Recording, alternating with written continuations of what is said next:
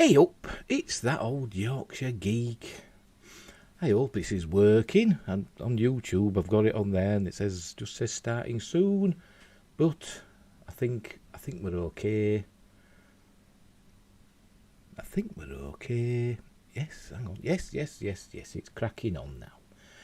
It's cracking on now. Right, just get rid of that. Boom. Right. Welcome to the show. We're live. And it's a sad day because all this stuff's kicking off in Ukraine, isn't it, with Russia and all that. But hopefully, you can escape into the world of geekdom, the old Yorkshire geek, because I've got some news tonight. As usual, it's Star Wars and Star Trek and other stuff, bit of Marvel and all that. So let's just crack on, shall we? And we'll pop up as news feed up here.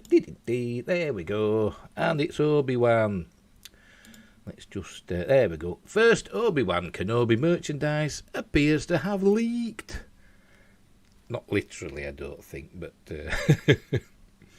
we never know. Leaked photos of upcoming Star Wars merchandise seem to offer a first look at tie-in products for Disney Plus's long-awaited Obi-Wan Kenobi show. And there's a picture. Oh, this is from cbr.com, and as usual, as I always say, the links are in the description box below, and don't forget to like and subscribe and share the videos that I've done already, and tell all your friends and all that jazz, and what else, hit the notification bell so you'll be notified, that's what it's for, of upcoming and whenever I do stuff, and drop a comment in the comments below or join the live chat if you can or if you want to. Right, where were we? Right, a photo of some upcoming Star Wars merchandise. I think I just heard the cat then, did I? Yes, I did. She's there. What do you want? Tell the cat of a minute, can I? Right. A photo of some upcoming Star Wars merchandise appears to offer fans a new look at toys related to Disney Plus's Obi-Wan Kenobi. Hang on, I've just seen something. Let's just get rid of that. There we go. The photo posted to Reddit shows the box packaging for toy lightsabers of Obi-Wan Kenobi and Darth Vader from Hasbro's Lightsaber Forge line. The merchandise originally appeared on Good Morning America on February 21st. And there's a picture. Our first look at Kenobi series merchandise, and it looks like it's for kids, doesn't it? It looks like it's for kids. Not exactly, collectible stuff, is it? But it's all for kids, I hear you say. No, it ain't. It's Star Wars. Obi-Wan Kenobi is set roughly 10 years after Revenge of the Sith and sees Ewan McGregor reprise the title role for the first time since 2005. Or is it 2005? Whatever's your poison. Official details regarding the plot have yet to be released, but Hayden Christensen is confirmed to return as Darth Vader, and rumours suggest the two characters will face each other again with their lightsabers drawn. Sorry, I've had some pop. Pardon me. Get it over with quick. I'm sure this will happen several more times during the course of this stream. Disney Plus released a promotional poster for the show that offers little in the way of plot details, but does feature McGregor in new robes, striding across a desert planet. I wonder which that one is, with a lightsaber in hand. But you never know, because they're nearly all desert planets lately, aren't they? They're not, I'm lying. McGregor spoke about returning to Star Wars after so many years and called it a great experience. He also believes that it will be satisfying for the fans who have waited to see what happened to Obi-Wan in the years between Revenge of the Sith and A New Hope. I'm not going to give away anything else about the storyline, only I think it's really going to satisfy Star Wars fans, he said. I think they crafted a very fine storyline. I think people are going to like it. Fans of the legendary Jedi can find out even more about Obi-Wan's life in an upcoming comic series from Marvel, written by Christopher Cantwell and illustrated by Ario Anindito. I hope I pronounced that properly. Star Wars Obi-Wan will focus on several previously unseen periods of Kenobi's life. It promises to feature events from his time as a youngling through to the aging Jedi Master, first played by Sir Alec Guinness, and will run for 5 issues. Obi-Wan Kenobi premieres on Disney Plus on May 25th, and Star Wars Obi-Wan will go on sale in May sometime. And that's it. That's it for that one. There we go. So some merchandise, lightsabers. We've seen them before, I should imagine, but it's nice to see new merchandise on the shelves or on the market, because it kind of dropped off a bit, didn't it? And now hopefully it'll come back. We'll see. Sticking with Disney, because it's Disney Star Wars, isn't it? Really. So sticking with Disney. Hey, come on. Don't be silly. Giving me a blank page. Hey, you don't want to see them, do you? There we go. Get up there. Is it going to come on this time this year? Hey, let's go back to that one, and then we'll go back to that one and see if it comes on this time. There's always something in there. There we go. The direct sort your website out. Disney Plus announces release date for Daredevil and more Marvel Netflix shows. And there they are. But no Iron Fist and no Punisher in that picture. Marvel series on Netflix have had a tumultuous ride from their early development, cancellation, removal, and finally a chance at a second wind. Prior to the creation of Disney Plus, the shows were initially seen as a way to expand the Marvel Cinematic Universe onto television, giving the likes of Daredevil, Jessica Jones, The Punisher, and more their very own television series. So to say more, Iron Fist and Luke Cage. I mean, it's only two more people you've got to add. As the shows continued, though, a lack of acknowledgement from Marvel Studios films raised questions about their true connections to the MCU. There's a lot of links in this, isn't there? In the description, you can read it and follow the links at your leisure.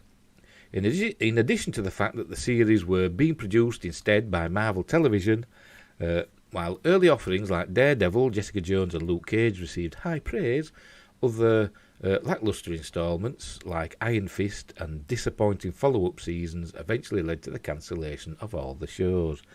I don't think it was that really. I think it was more Disney. By that time, they wanted more control over, the shows. So I think, I think that's what happened, and they wouldn't let Netflix, produce more. That's basically what I think, anyway. This left the Defenders characters and their respective shows in a state of limbo. Plus, it's Netflix. You know what Netflix is like. It's always cancelling stuff. Cancelling good stuff as well. Unbelievable. This left the Defenders characters and their respective shows in a state of limbo until a glimmer of hope came with the prospect of the characters' rights returning to Marvel Studios proper. Spider-Man No Way Home and Hawkeye's use of Daredevil characters continued to signal that the Netflix gang might soon be reincorporated somehow, which was only furthered by the announcement that all of the series would be leaving the streaming platform on March the 1st. I've got a tickly top lip here. What's up with me? Sorry, but again, it was unknown what the plan for the Netflix shows was after being removed, but a new announcement indicates where fans will be able to watch the series next. Marvel's Defenders moved to Disney Plus. And there's a picture. Still no Punisher or Iron Fist. Don't they like 'em?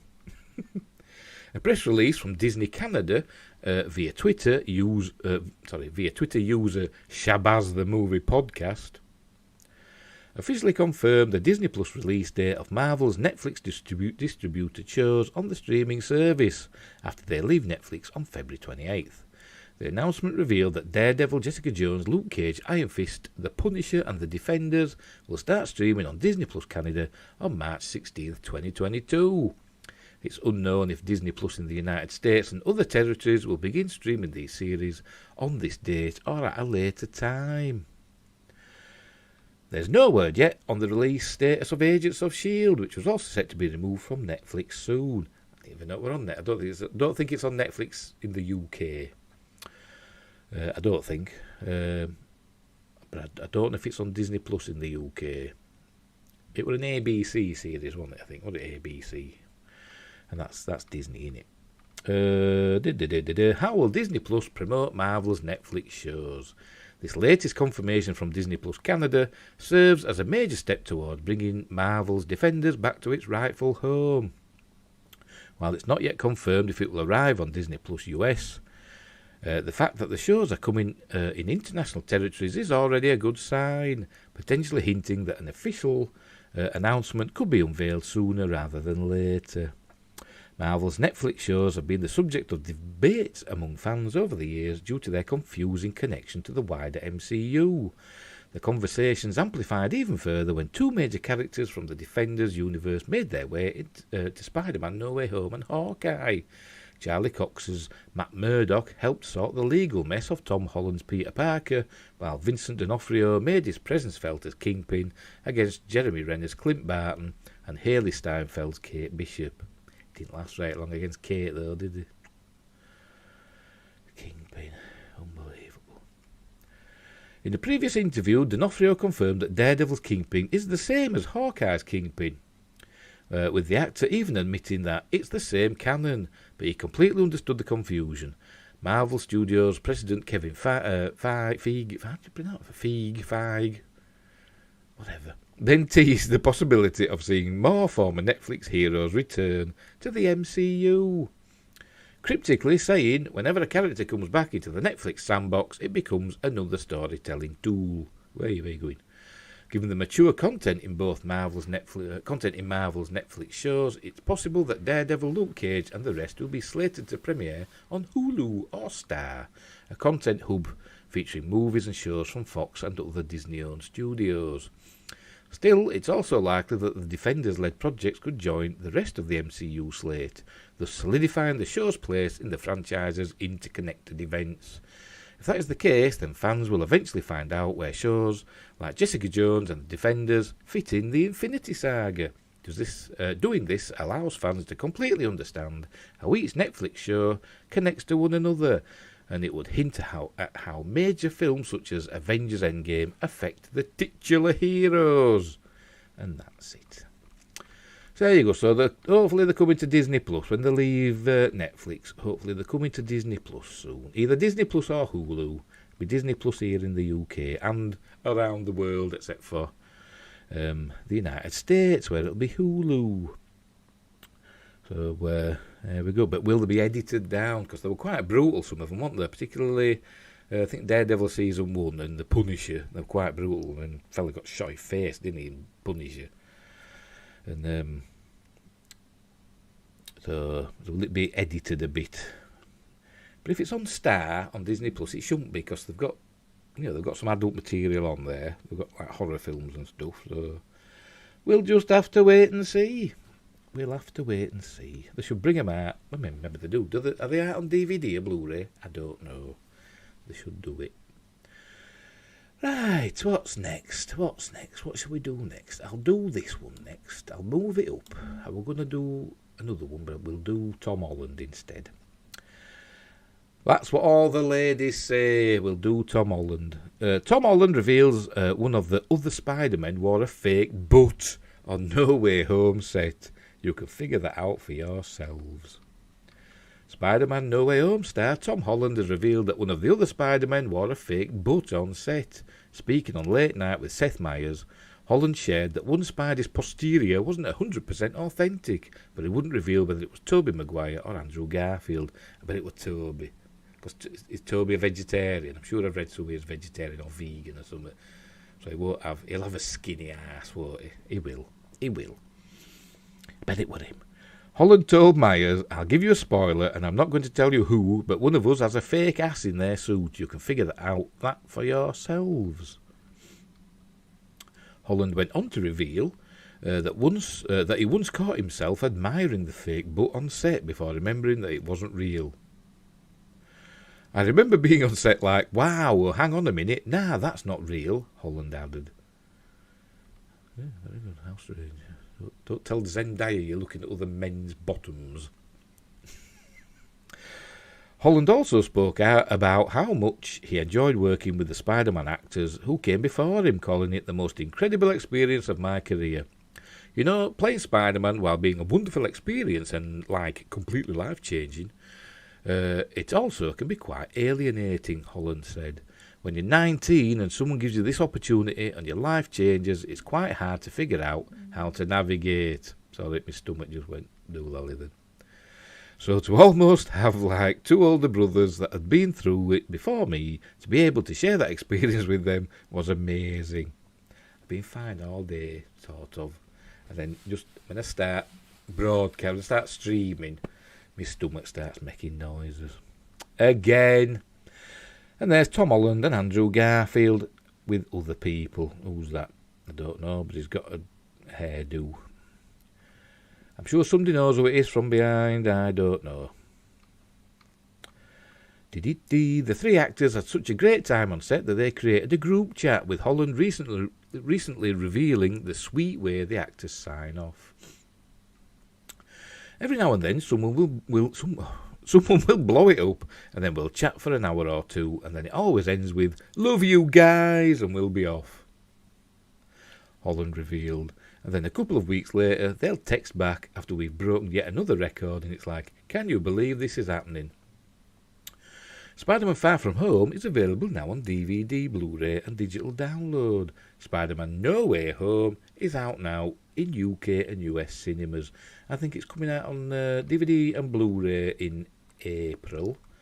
And I think it's coming out on streaming, I think middle of March. I can't remember the exact date. Sorry. Just have a little drink of pop. So I'll burp again and my stomach will make more noises. But what the heck. Right. Next up. Oh, this one worked. Nose tickling. Gonna have an argument. I said that every time. Why Steven Spielberg and George Lucas traded their Star Wars and Close Encounters profits. A long time ago, in a galaxy before Star Wars, creator George Lucas was worried. He was in the middle of making A New Hope. Except it was just Star Wars back then, wasn't it? An original space adventure he created after he was unable to get the rights to Flash Gordon. It was a big risk for the filmmaker. Despite some success with his earlier film American Graffiti, he hadn't yet established himself, and all but one studio turned Star Wars down. 20th Century Fox eventually took a gamble on his ambitious sci-fi epic at the request of producer Alan Ladd Jr. A lot was riding on it, but the production was soon plagued with location difficulties, scripting problems, and a studio that was eager to shut down production. Bullet. I am so unprofessional. All in all, Star Wars was not going well. I've got a bad feeling about this. I've heard that somewhere before. I wonder where. And there's Han. As we all know, Star Wars would go on to become a huge hit, kickstarting one of the biggest film franchises of all time. But back then, nobody saw it coming. Even Lucas himself thought Star Wars was going to be a flop. I didn't think the film was going to be successful, he said at a Q&A in 2015. I showed it to all of my friends early on, but it was mostly stock footage of old war movies and all kinds of stuff. They saw it and said, "Poor George, what were you thinking?" Thankfully, not everyone agreed, but the only person who really thought Star Wars was going to be a huge hit was his close friend Steven Spielberg. Steven had jumped up and said, "This is going to be the biggest movie of all time." Everybody in the room looked up at Steven and said, "Poor Steven." Spielberg was right, of course, and he was ready to put his money where his mouth is. And there's Sir Alec. Don't know what they got that there for. At the same time Lucas was filming Star Wars, Spielberg was shooting his own sci-fi epic. Jaws had made the young director a household name in 1975, and Spielberg enjoyed all the success that came with it. He followed it up with Close Encounters of the Third Kind, and the studio was happy to throw money at him. Lucas wasn't so fortunate. George came back from Star Wars a nervous wreck, he told TCM. He didn't feel Star Wars came up to the vision he initially had. He felt he had just made this little kids' movie. During a break from filming Star Wars, Lucas visited his pal's set, and it didn't help. He said, "Oh my God, your movie is going to be so much more successful than Star Wars. This is going to be the biggest hit of all time. I can't believe this set. I can't believe what you're getting, and oh my goodness." I wouldn't be saying it, I'd be saying it like George Lucas. I'd be like, "Oh, I can't believe it, oh my goodness. Faster and more intense."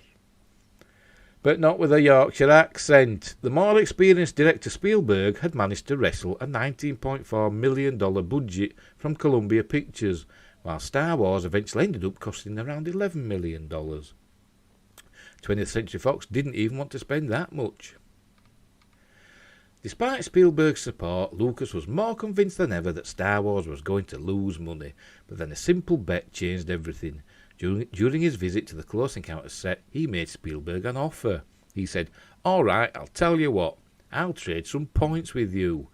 You want to trade some points? I'll give you 2.5% of Star Wars if you give me 2.5% of Close Encounters." So I said, "Sure, I'll gamble with that, great." Lucas had just pulled off the bargain of a lifetime.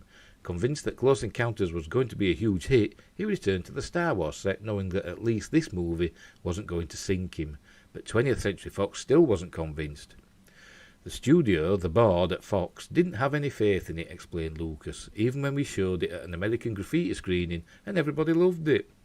Of course, all that was about to change.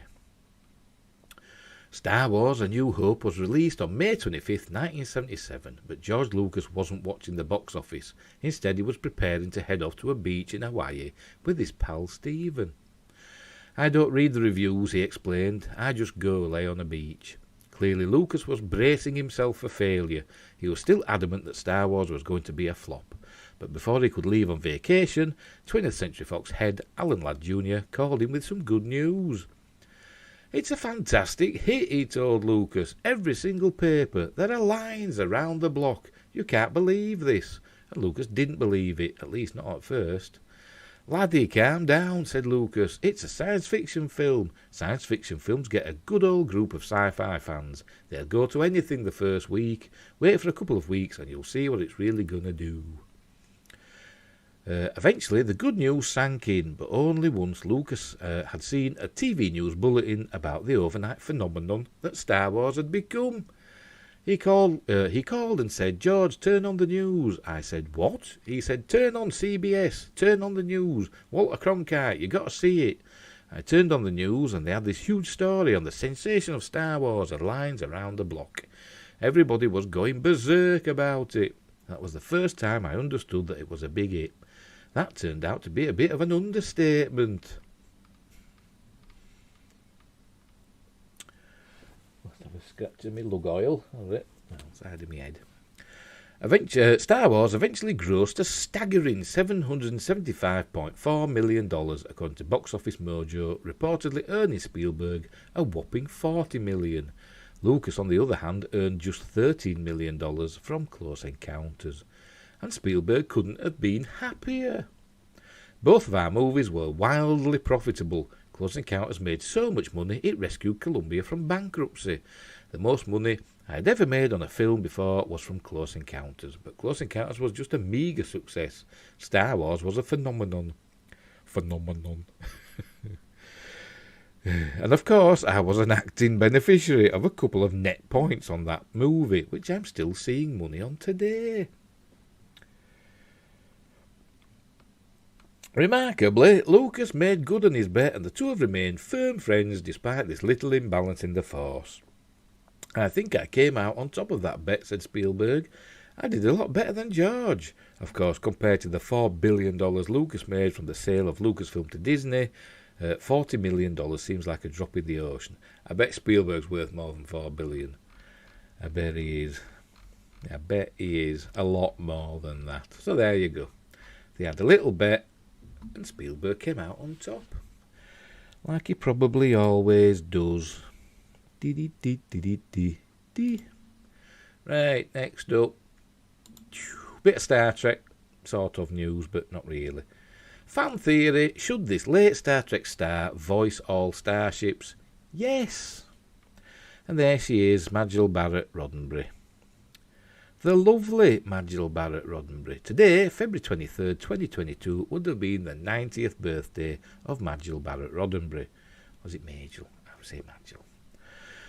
While she certainly is remembered for being Star Trek creator Gene Roddenberry's wife, she was important to the franchise in her own right.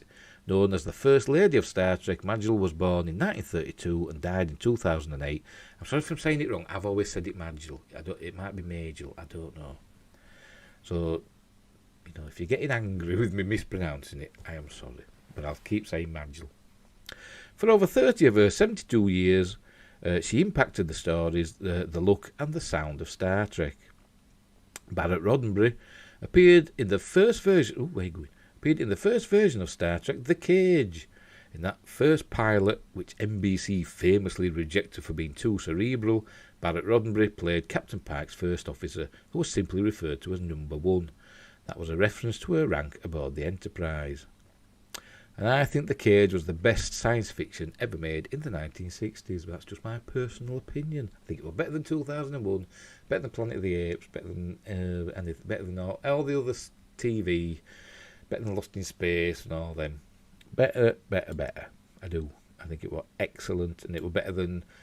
It's my favourite episode of the original series. It was the very first one. It was rejected, and I think it was the best. So, anyway, Number One was the first thing Gene wrote. Barrett Roddenberry told authors Ben Robinson and Ian Spelling in the book Star Trek: The Original Series a celebration. He wrote that then he knew he would have a captain. Though Number One appeared just once in Trek, she has been rebooted a bit. The character is now played by Rebecca Romijn, who will star next to Anson Mount, Pike and Ethan Peck, Spock, on the new series Star Trek Strange New Worlds. Just so don't start singing again. On May 5th, 2022. Oh, God. And there's a tweet saying, "Happy birthday to the Queen of Trek." I won't press play because it'll probably all go wrong. Hey, when Star Trek returned, this time with William Shatner as Captain James T. Kirk, Barrett Roddenberry returned as well, though not as the ship's first officer. She worked in the sick bay beneath Dr. McCoy, DeForest Kelley. Barrett Roddenberry was a recurring character, Nurse Chapel, Christine Chapel. Throughout the series, she also appeared on the animated series as Chapel. She returned to the role in the motion picture, except Chapel had been to medical school and was Dr. Chapel. When the Next Generation hit airwaves in the late 1980s, Barrett Roddenberry was there as Luoxana Troi, the overbearing and hilarious mother of Counsellor Deanna Troi, Marina Sirtis. Luoxana appeared in multiple episodes of TNG, often as comic relief. She was interested in a romantic relationship with Captain Picard, Patrick Stewart, and later Odo, René Auberginoise. The late René Auberginoise.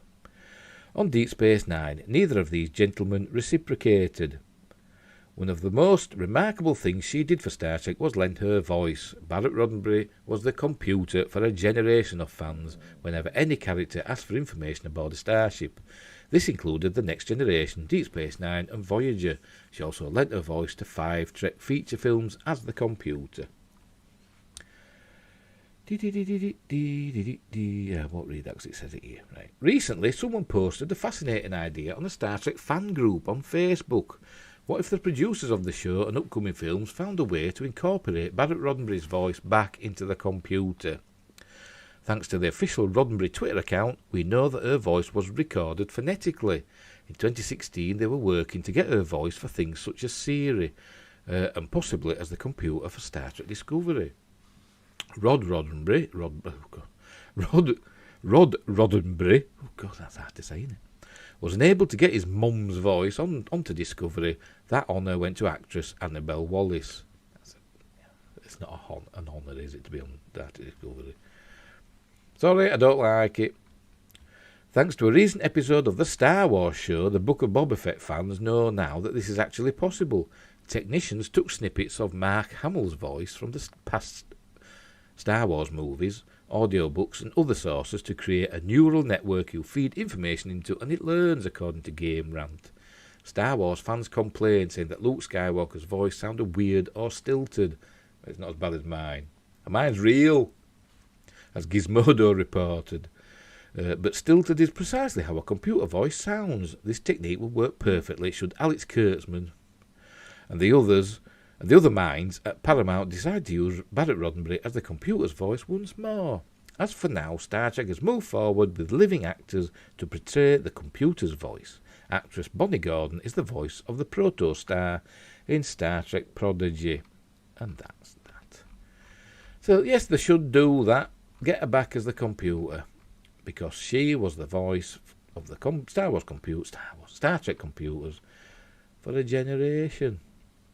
And it'd be lovely. Right. List time.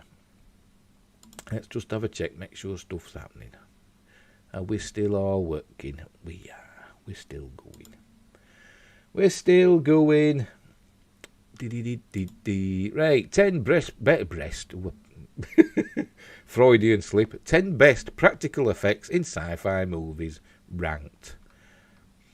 There's something special about the pure tactile pleasures of seeing real slime, real prosthetics, and other special effects. There's E.T., Robocop, and the Invisible Man.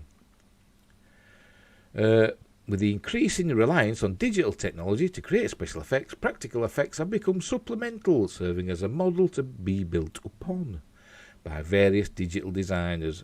There's something lost from the pure tactile pleasures of seeing real slime, real prosthetics, and other special effects. You just said that up there. If necessity is the mother of invention, the computer-generated imagery that makes up most of what we see nowadays seems to lose track of its core aesthetic aims.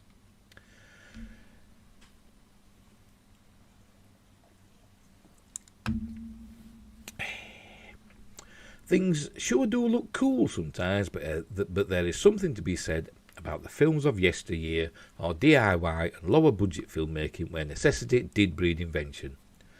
Consider the budgetary constraints of Jaws 1975, and how a very specific oft-copied brand of terror was born when they knew they couldn't show too much of the shark. I don't think that one budget constraints, though. The shark just never worked. Anyway, number 10, The Bandaged Disguise in The Invisible Man, 1933. Based on a novel by H.G. Wells, James Whale's The Invisible Man, 1933, is a timeless tale of hubris gone amok. After turning himself invisible, Dr. Jack Griffin, Claude Rains, races against time to turn himself back before a side effect of the transformation causes him to do some devious things. Most of the film gets away with fun gimmicks like a bicycle riding itself, and floating objects. But the most exciting moments are when the Invisible Man unwraps the bandages that shroud his face. Piece by piece, the cloth is stripped away to reveal an invisible framework. Even today, it's stunning to see something so audacious from nearly 100 years ago. Yeah, it did look good for time. It was a bit of a mix, I think there was a bit of it was just bandages on top of somebody's head or whatever, But I think there was also a bit of crack camera trickery, wasn't there? Because it were unpeeling it, but then you could see where the bandage should be. You could see, the rest of the room. So, like chroma keying. I don't know if they had chroma keying in 1933, but it's that sort of thing. As though he had a green screen head. Anyway, but yeah, 1933, it were cool. Right, number 9. The slimy amoeboid entity in The Blob, 1988. The remake of The Blob from 1988 sees a small town being attacked by a giant single-celled entity, aptly referred to as a blob. I don't think it was single-celled, though, was it? Created initially as a biological weapon, it was launched into space and proper cover-ups were made. Good riddance.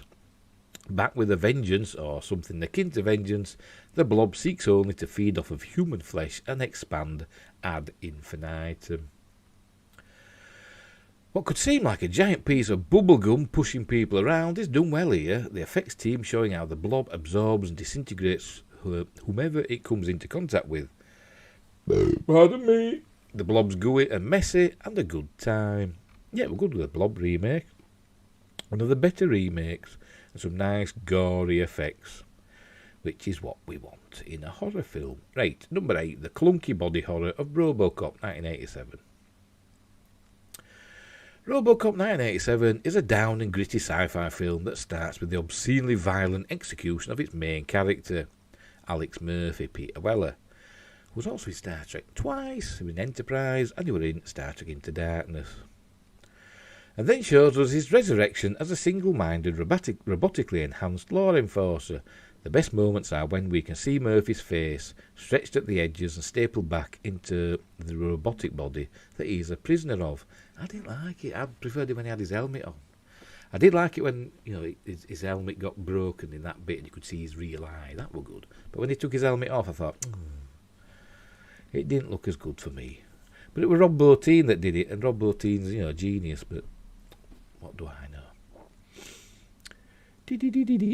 Until he overrides his circuitry, there's little humanity to the character, but Murphy's every gesture, awkward and boxy, is what makes RoboCop such a fantastic experience.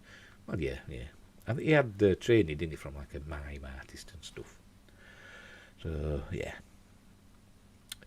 Number 7, otherworldly horrors in From Beyond 1986. There it is. The scientists at the centre of From Beyond 1986 use a device called the resonator to open up previously inaccessible recesses of the pineal gland.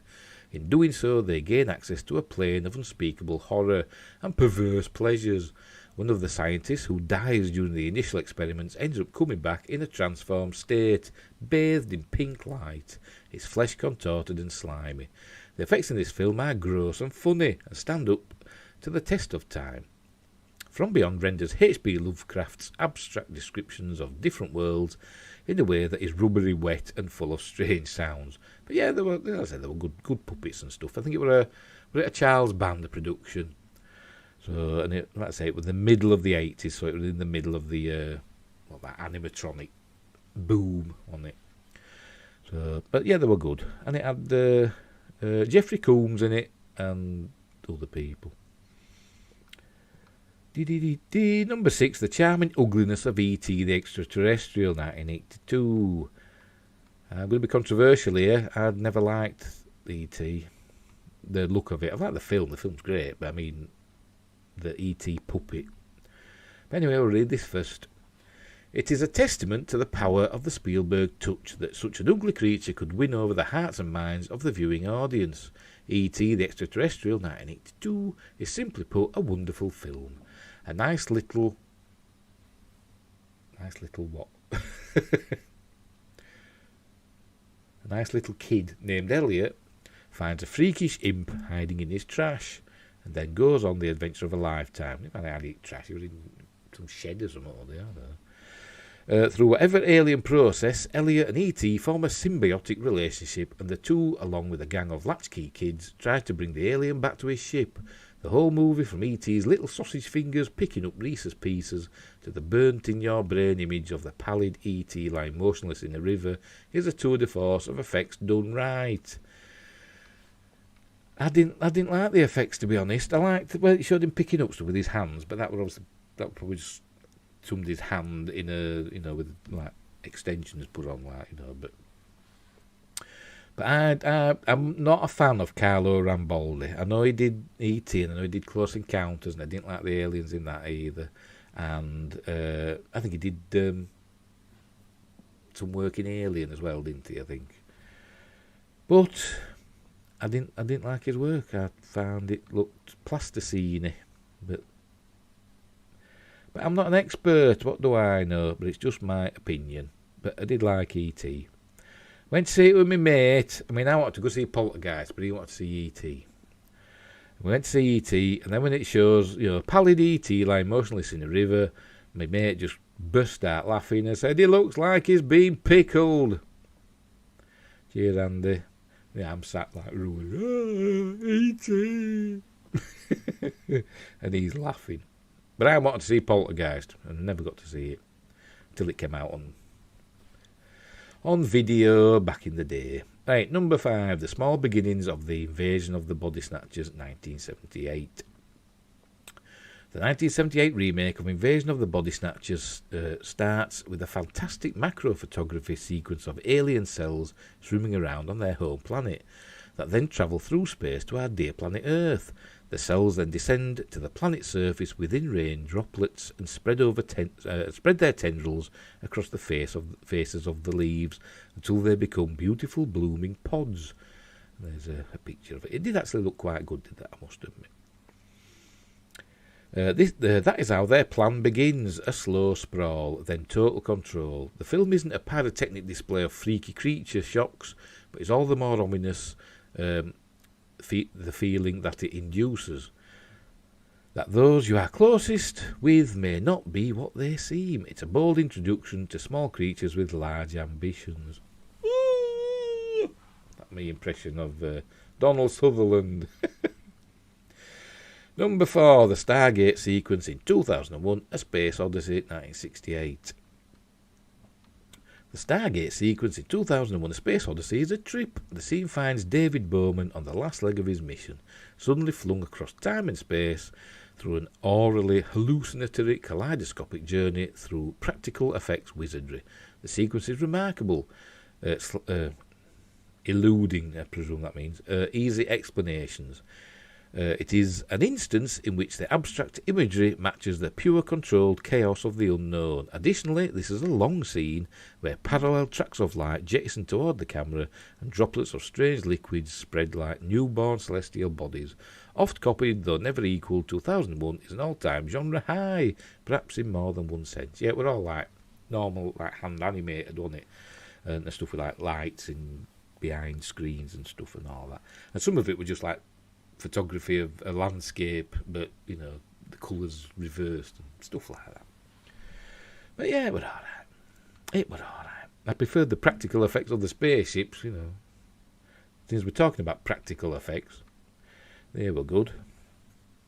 And the apes at the beginning, which that year, I think the Oscar for best, I think they got a special Oscar. I don't think they had an Oscar for best makeup effects and stuff, did they, back then? But they got a special Oscar, I think, for all the ape makeup in Planet of the Apes. But I think the apes in 2001 were miles better than the apes in Planet of the Apes. But the Academy disagreed. Right, number 3, Decomposition in The Fly, 1986. When Seth Brundle invents a teleportation device, he doesn't suspect that a stowaway fly will be his undoing. The computer, mixing up the DNA of Seth and the fly, ends up fusing the two, marking the beginning of a slow, disgusting transformation. What's great about The Fly, 1986, is that it walks us through every aspect of Seth's experience, from superhuman agility and strength, the odd sugar craving, to the realisation that he is becoming much more fly than human. The best moments are when he accepts matter-of-factly that aspects of his former self are no longer important to the fly creature that he is becoming. Seth, seeing a loose fingernail, plucks it away from his flesh like it's a foreign object. As harrowing as it may be, Seth's calmness in the face of scientific exploration remains a fascinating thing to watch. Yeah, it's great, yeah. And his scene where he talks about insect politics and is he a man that dreamed of becoming a fly who dreamed of becoming a man, but now the fly is awake. You know, that's an amazing bit of dialogue, which, you know, I've just butchered. Anyway, yeah, great film is The Fly. And the original is ace as well, with Vincent Price and David Hedison. I think it was Al Hedison in that, but he changed his name to David for some reason. The Chestburster in Alien, 1979. In space, no one can hear you scream. And there's John Hurt about to be chest-bursted. Do taglines get any better than that? Alien 1979 was a perfect marriage of cast, crew and design team, where everything worked in perfect harmony in service of making a fantastic film. To single out any one detail immediately brings to mind another aspect of the film that warrants just as much praise, be it the never-ending side view of the Nostromo. Just heard Princess behind me there. You up to something back there. The cross-hatched eggs beckoning a peek inside, Ash, the milk-filled robot, or even the sleek, silvery black alien itself, designed by H.R. Giger, the perfect killing machine. So, yeah, they were good effects. As I think Carlo Rambaldi did some things in it, I can't remember which. But Giger designed the alien itself, didn't he? And what's she up to? Are you being naughty? Gonna get you. She's being naughty, princess. Hey, she's being naughty. It's because I'm not paying attention to her, you see. I'm talking to you a lot. Yeah, but I think I forgot his name now. What they call him? He did some of the effects on like Warlords of Atlantis. I can't remember his name now.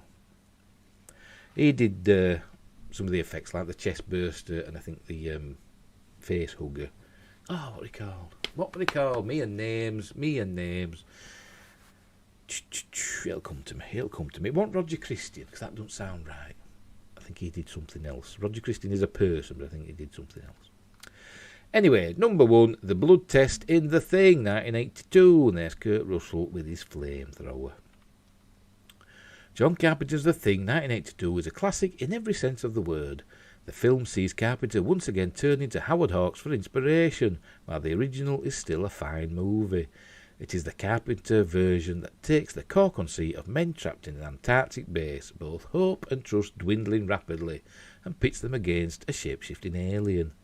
The best scene is when a blood test to smoke out the imposters leads to a flamethrower misfire, men being tied to the Thing itself, and a bloody effects-laden attack sequence.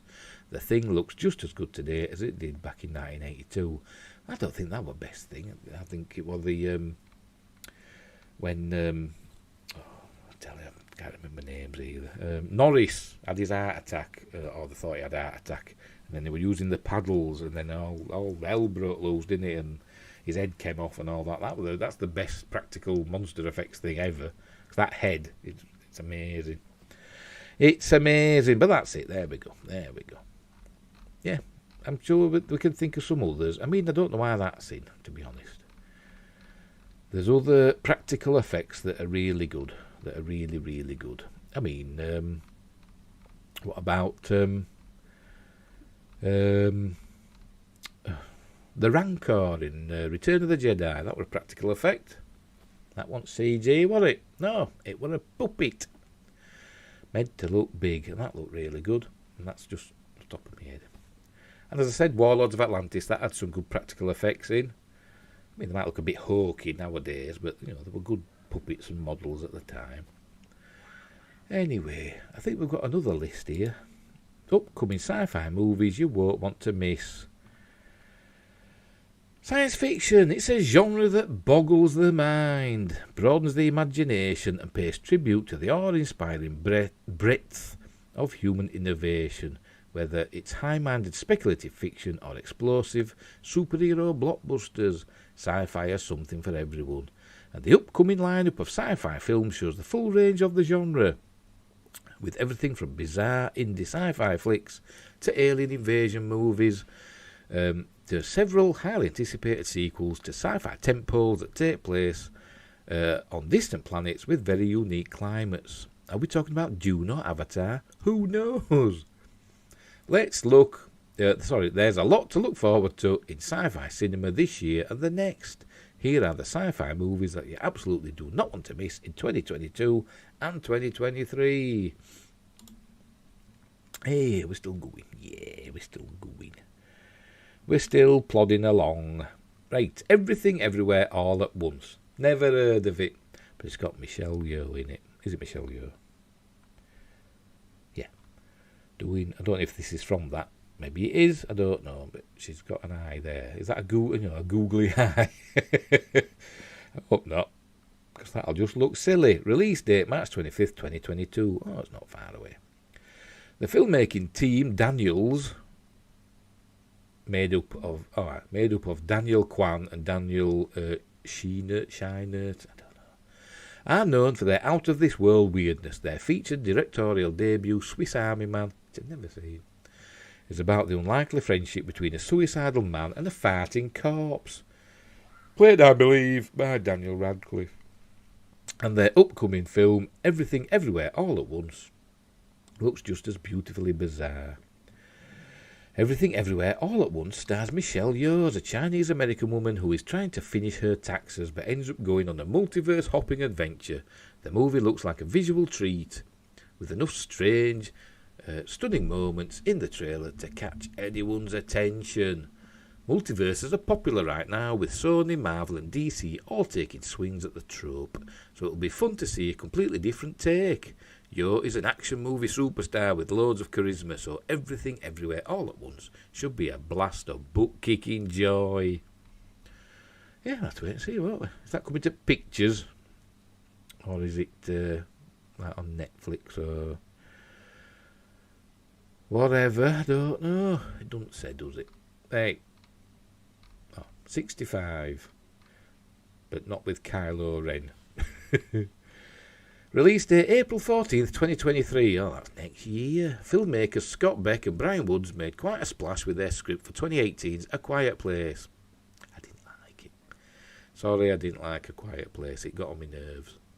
Giving rise to a highly successful sci-fi horror franchise in the process. There's 2 films, not exactly a franchise, is it? The duo have since reunited for an intriguing new project titled 65. The original sci-fi thriller, the movie stars Adam Driver as an astronaut who lands on a mysterious new planet, only to discover he's not as alone as he thought. Beck and Woods both wrote and directed the film, making it their 3rd directorial effort after the found footage thriller Nightlight. I've not heard of that, and I like found footage films. I shall have to look into that. And the well-received slasher movie Haunt, which I've not seen either. With legendary Evil Dead filmmaker Sam Raimi serving as a producer and iconic Tim Burton movie composer Danny Elfman handling the score, Sci-Fi is shaping up to be 65. Sorry, where did I get Sci-Fi from? 65 is shaping up to be another captivatingly tense sci-fi outing from Beck and Woods. Bobo, this looks animated, doesn't it? Release date April 28th, 2022 on Netflix. What is sci-fi if not a place to break the rules of nature? Netflix's Bubble is taking that to the next level by completely destroying the laws of gravity.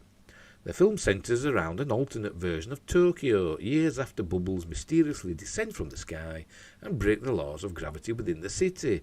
Completely cut off from the rest of the world, the city becomes a playground for a group of young people without families who've mastered the art of leaping from bubbles to buildings. After nearly falling to his death, one such teen named Hibiki is rescued by a mysterious girl, which kickstarts an epic love story. Screenwriter Gen Urobuchi came up with this as a play on the typical mermaid narrative. Instead of a girl ending up as bubbles, Instead of a girl ending up as bubbles after falling in love, why not have a bubble fall in love and transform into a girl? Whatever. I bet it lost something in translation there. If this enchanting presence isn't enough to win you over, the team of anime all-stars working behind the scenes will certainly do the trick. Bubble comes from Tetsuro Araki, the director behind the hugely popular Attack on Titan. Screenwriter Urobuchi is known for work on Puella Magi Madoga Magica. Character design is done by Death Note alum Takeshi Obata, and the music comes from Hiroyuki Sawano of Promare. Or Promare, I don't know. I'm not really into anime, I'm sorry. I like some of it, as I've said before. There's some I do like. You know, Ghost in the Shell, Armitage 3, I've said before. Ninja Scroll, I like that one. But as a rule, it doesn't float my boat. I'm sorry. I've tried watching Attack on Titan, and I just found it baffling. So there. Doctor Strange in the Multiverse of Madness. Never heard of it. I'm lying. Release date May the 6th, 2022. Brace yourselves, folks. The MCU's first big movie of the year is nearly here. Sam Raimi's Doctor Strange in the Multiverse of Madness is set to explore the now cracked open multiverse further. Doctor Strange, Benedict Cumberbatch, will be seen contending with various universes and creatures, travelling back and forth in time to find solutions, while battling the Cyclopean squid villain known as the Shumagorath and a corrupted, time-altered version of himself. He will have little help from the Scarlet Witch, who will be using the Darkhold to make sense of their new reality. Raimi, who helmed the original Spider-Man trilogy, appears to lean into his horror background for the MCU film and weaves the narrative with themes of science fiction and high fantasy. Well, they got a horror director for the first Doctor Strange film, didn't they? With whoever directed the first Doctor Strange film. They pop in my head and then they go. Scott Derrickson, yes. Scott Derrickson. He was a horror director and he did the first Doctor Strange film, which were alright. The trailer promises fans a return to the trippy mirror dimension, teases the cartoon dimension, and sees its titular character travel to many alternate realities. If you thought Doctor Strange's distinctive psychedelic visual effects set it apart from any other film in the MCU, Multiverse of Madness is going to be a treat for the eyes. Where are you going? Elizabeth Olsen returns as Wanda Maximoff. I like Elizabeth Olsen. Benedict Wong, Rachel McAdams and Chiwetel Ejiofor reprise their past roles, and the film introduces Xochitl Gomez, I don't know how you pronounce that, as America Chavez. There we go. So we'll see. Right, Shin Ultraman. And there he is. Release date May 13th, 2022. In Japanese, the word Shin can translate to heart or God or true. When Hideaki Anno and Shinji Higuchi made Shin Godzilla in 2016, it was perhaps a response to America's recent attempt to make their own version of Godzilla, a character who is, to remind you, a Japanese citizen and a tourism ambassador for the Japanese government. It was alright with Shin Godzilla, but I did like the 2014 Godzilla as well, by Rogue One director. Anno Higuchi's version of Godzilla was then touted as the true version. To be honest, I preferred the American one. Shin Godzilla were alright, but it wasn't amazing. With the upcoming Shin Ultraman, Anno and Higuchi have re-teamed to give the same clarion of verisimilitude to everyone's favourite ultra-evolved, superpowered robot-like space alien being that ever hailed from 1960s Japanese tokusatsu television. There we go. I'm sure it'll look goofy to Western eyes, but, you know, people who like Japanese stuff, will love it. And the Japanese will love it, because it's Japanese. The princess is still doing things back there. What you up to? Cheeky monkey.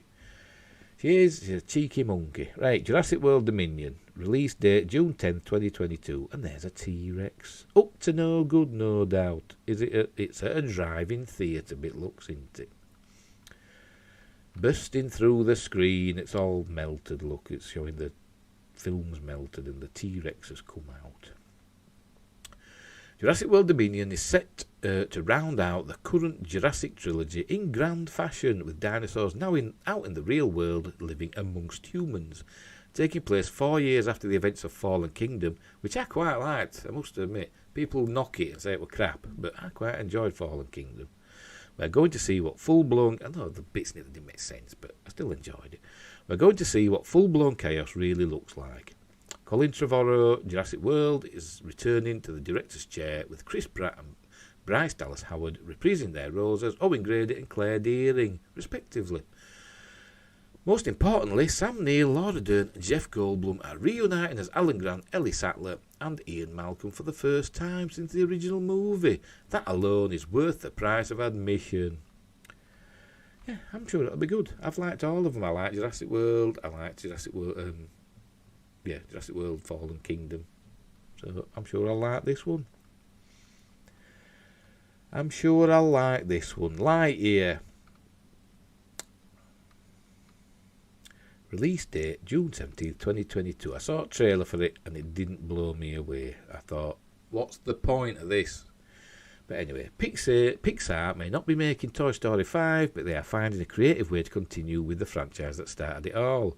Chris Evans is set to star in Lightyear, a movie that will show us the actual space hero Buzz Lightyear in action. Not the toy, but the man behind the toy. Directed by Angus MacLane, Finding Dory. This looks to be a true blue action-adventure flick with Pixar's signature creative twist. In a world absolutely overflowing with sequels, and reboots, this looks to be one of the more unique ones coming down the pipeline. Also, there's a talking robot cat named Socks in it. It can't be unique, can it? If it's based on a current an existing franchise. I don't know. Maybe I just couldn't get my head around it. Maybe it'll be really good, but the trailer did nothing for me. Thor: Love and Thunder, July 8th, 2022. Thor: Love and Thunder, directed by the brilliant Taika Waititi. He's good, but he's not brilliant. Comes out on July 8th, 2022. It stars Chris Hemsworth as Thor, Natalie Portman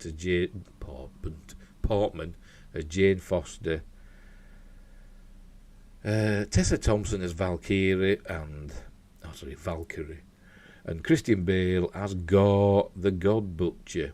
But apparently it's going to be Natalie Portman as the mighty Thor, Chris Hemsworth as Thor, and Tessa Thompson as King Valkyrie.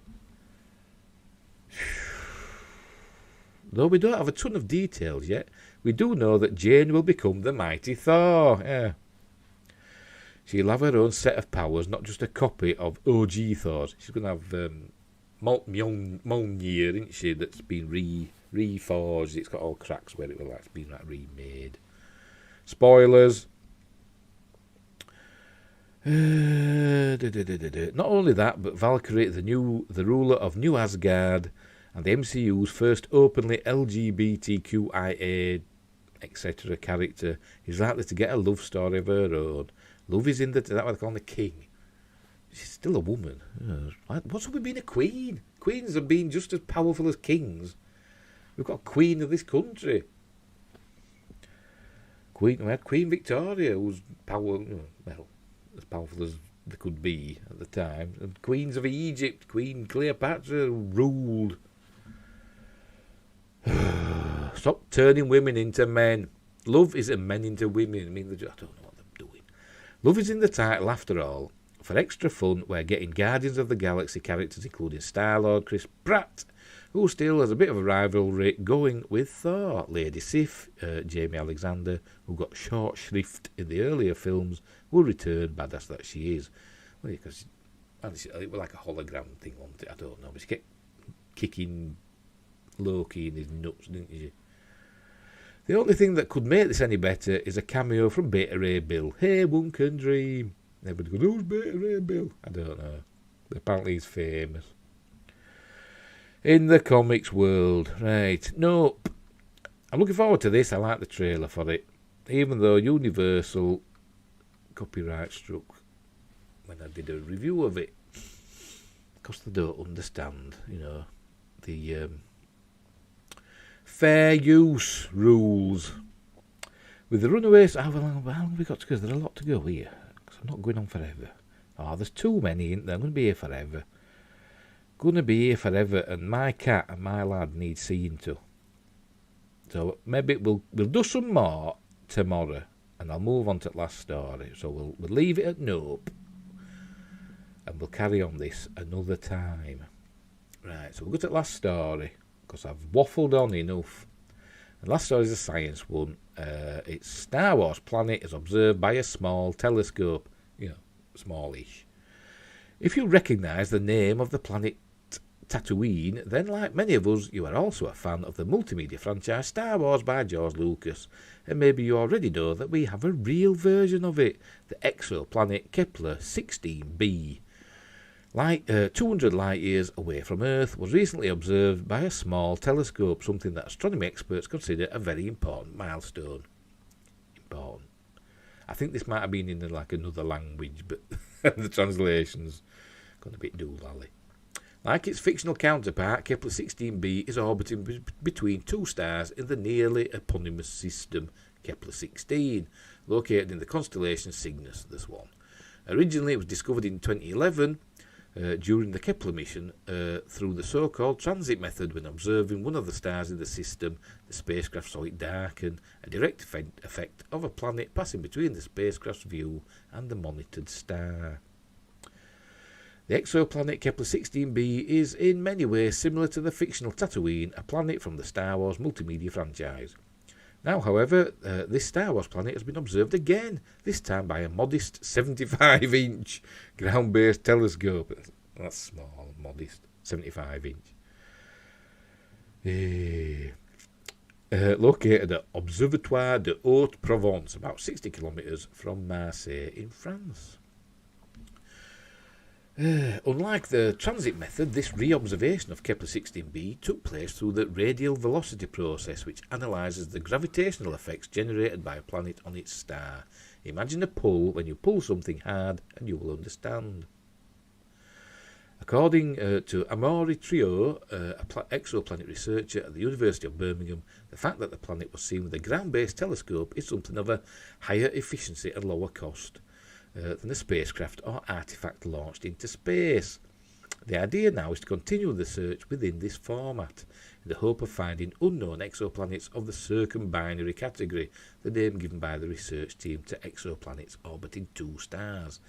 That's because common scientific sense says that planets are formed in disks around a single star, a region known as the protoplanetary disk. But planet formation in binary systems, that is where two stars act together, is still a mystery to us. Using this standardised explanation, it can be difficult to understand how circumbinary planets exist, Trio said. That's because the presence of two stars interferes with the protoplanetary disk, which prevents cosmic dust from clumping together and eventually creating a planet. This process is known as accretion. A theory cited by Trio indicates that the planet in question formed at a further distance from this binary system, and its irregular orbit caused it to gradually move closer to it. This is just theoretical speculation, so the study should hopefully shed more light on this mystery, expanding our understanding. A full study was published in the scientific journal Monthly Notices of the Royal Astronomical Society. Thank you, Raju Singh. So there we go. A new planet around another star was confirmed, not discovered, but confirmed by a ground-based, modest-sized telescope. So there you go. So in a double star system. It's not quite like Tatooine, is it? But because one's if that's what it should look like, one's a red dwarf and one's a bigger star, isn't it? Anyway, so that's it. That is the news for today. So we'll leave it there. I shall get rid of that. And I'll go see to Princess. I'll see what she's got herself up. I think she's been lurking. Princess is my cat, by the way. She's been lurking behind me and rustling. You may have heard it, I don't know. And then I'll go see to Aidan. Aidan's my son. He's upstairs. He's been coughing and spluttering. He's got a bit of a cough. I think he's picked up a bug from somewhere. He's not got COVID. He's just got a bit of a cough. So I'll go see to him. So anyway, so until tomorrow, fingers crossed, we'll get some more news, hopefully. And hopefully, the situation in the Ukraine doesn't go critical, but we'll see what happens. Fingers crossed again. Fingers crossed for the Ukraine. Fingers crossed for the show tomorrow.